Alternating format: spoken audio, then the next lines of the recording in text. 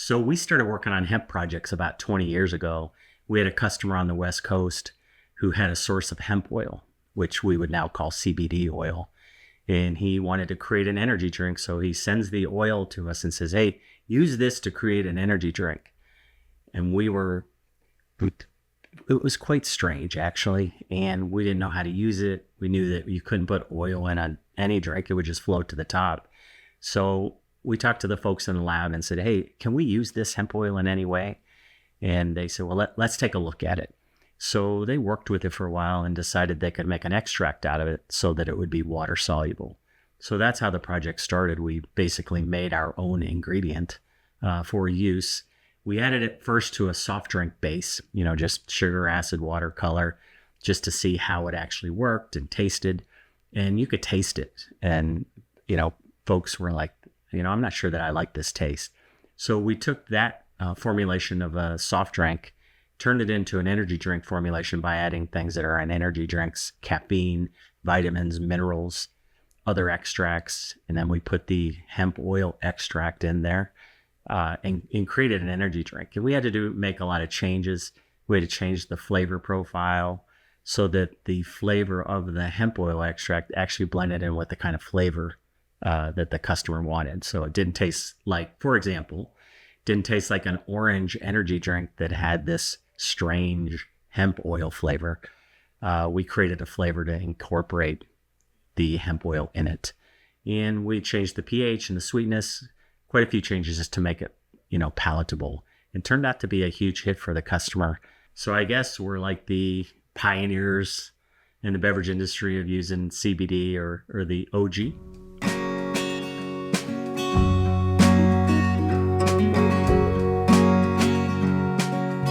So having been in the beverage industry for so long, I remember back, 40 years ago, I hate to say, the beverages we drank in the U.S. were pretty basic. We had soft drinks, which were just grape, orange, cola. We had teas and coffees that, were just teas or coffees. The variation in coffee was just what country it came from. We had juices, but most of them were just single juice flavor, like apple juice, cranberry juice. There were very few blends. And the alcohol products that we had were basic alcohol products. In fact, back then, the new thing that was kind of sweeping the market was wine coolers. So it was quite basic. And over the years, we've done, all kinds of things. I mean, just look at coffee. Now just go to a Starbucks store and see all the variations of coffee that you can get. And, some of those coffees have made it into the supermarkets. The teas, if you go to the tea section in the grocery store, there's aisles of flavored teas and soft drinks, the different soft drinks. And, we have energy drinks that basically came from soft drinks.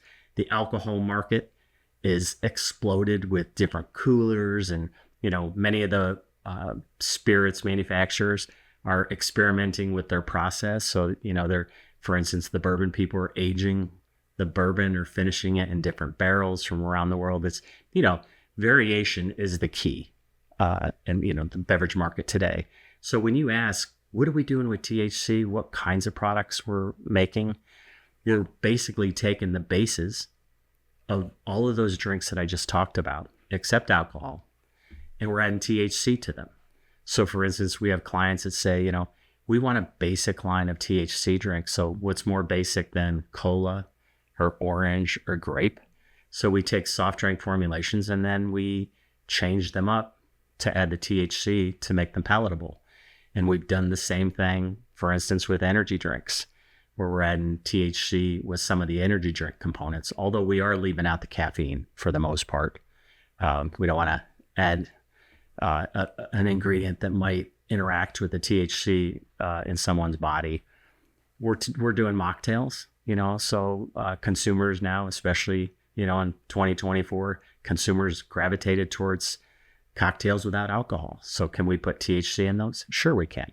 So basically, we've taken the basis of drinks that we've already created, adding THC to them, and then making changes so that, number one, they taste good. Two, they have some significant shelf life stability, because we certainly don't want them to age quickly or age so that they don't taste good or they lose efficacy. So we pay attention to all those different technical aspects of the drinks when we add THC or CBD for that matter.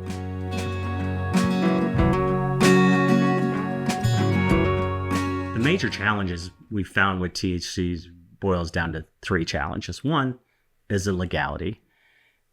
The states all have different rules and regulations. So for example, just this week, we learned that there is a state that now does not allow color in a THC beverage.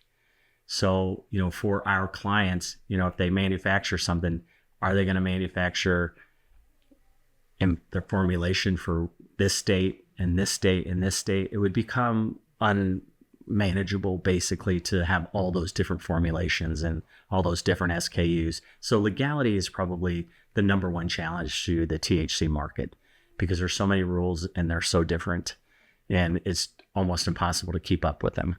The other thing that is a challenge for our clients is that the consumers are really unfamiliar with how much THC that they should ingest.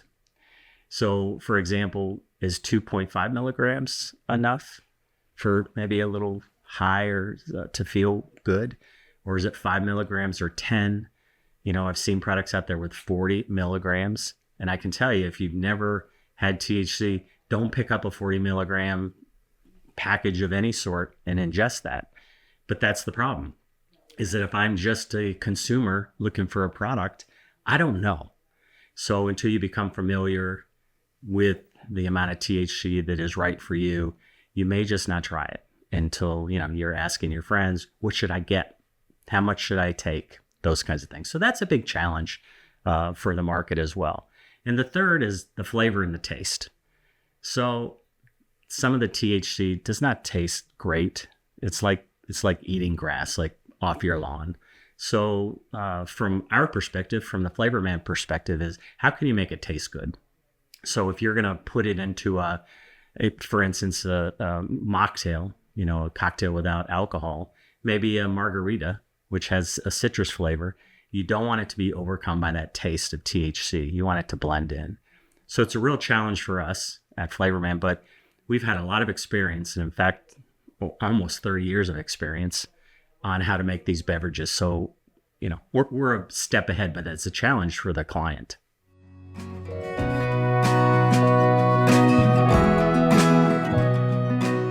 So we look forward to, how this market's going to mature. So the first thing we have to overcome, of course, are the legal issues. There's just, it's a hodgepodge of laws and regulations, around the country. So, once those things are worked out, and there are a lot of people working on those now, we believe we're getting somewhere with the legal issues. I think the THC market and the CBD market has a bright future. We're working with, not only the legal issues, but we're also working with flavor and taste and how we deliver the product. And, we're working through those, and we've gotten very good results with those as well. The consumers are an issue we sort of have to work through. They have to become more familiar with THC beverages, the amounts, the milligrams that they're comfortable with. It's a big education kind of a problem that we have to educate the consumers, and that's not easy. And once that's we work through that, which by the way is familiar grounds for the beverage industry, because the same thing happened with energy drinks, because people didn't know how much caffeine they should ingest, and all these different energy drinks had different caffeines. But over time, consumers became very familiar with them.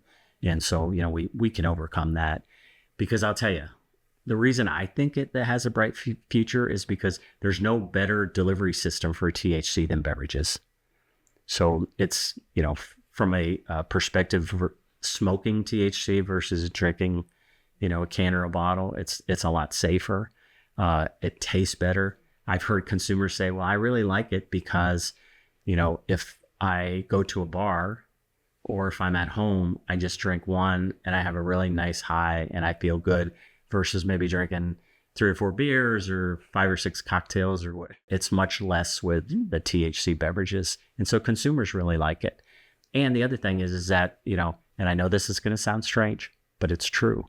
And you'll hear from women time and time again, is that when they go into a bar, and they drink, they have to go to the bathroom. They always have very long lines, and they have to drink a fair amount of alcohol to get the high that they want. They have to drink 1 can of a THC beverage just to get what they want. They don't have to run to the bathroom and worry about those lines. So I do think it has a very, very bright future once we work through some of the kinks, and some of them are significant. I don't want to reduce that.